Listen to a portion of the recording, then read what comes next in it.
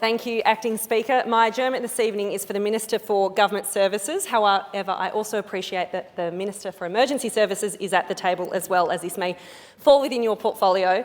And the action I seek is for that the CFA volunteers are provided with paper copies of the rebate application form for the Emergency Services tax. The Emergency Services and Volunteers Fund has already begun, and it's adding enormous financial pressure to people across my region after rates notices recently arrived in mailboxes. Unfortunately, the promises of a rebate for the CFA volunteers have done little to reduce the frustrations within my community, with several local firefighters reaching out to me over difficulties with the application process. I have had more than 30 complaints about how difficult it is. Paul Quirk of Murchison called it extremely cumbersome and time-consuming. Fiona Parton of the Whitegate CFA Brigade said after her and fellow volunteers spent over half an hour just to try and verify their ID, it was clear the application process was developed to be troublesome as possible to prevent many of our members from even attempting to apply. Bill from Benalla said the process for applying for volunteers rebate is going to be so challenging for too many of our CFA volunteers who, like me, he said, are not very computer literate.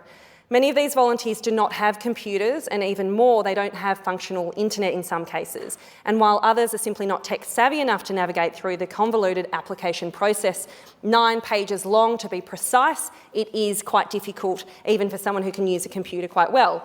And on top of this, the leadership and administrators of CFA brigades have been provided with no support to assist their volunteers, leaving them just as in the dark as those trying to apply.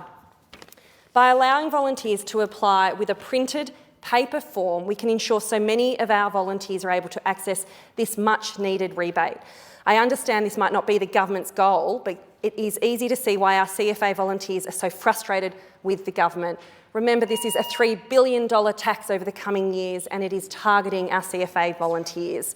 And not only have they been staunchly against this cruel tax in the first place, but now they're having to struggle through yet another overly complicated form to access their deserved rebates. We've seen how difficult this application process has been for drought support, so much so that I'm offering support sessions out of my office later this month with trained professionals available to help. More than 2,000 CFA volunteers who took part in the annual Volunteer Fire Brigades Victoria survey made their opinions clear. They feel undervalued and ignored by the Allan Labor government. If this government wants to win even the smallest amount of trust back from our volunteers and regional communities, they must act now and make this application process genuinely accessible, or do what the Liberals and Nationals have done and scrap the tax entirely. Our CFA volunteers deserve respect and not red tape, and providing a simple, paper-based option is the very least this government can do.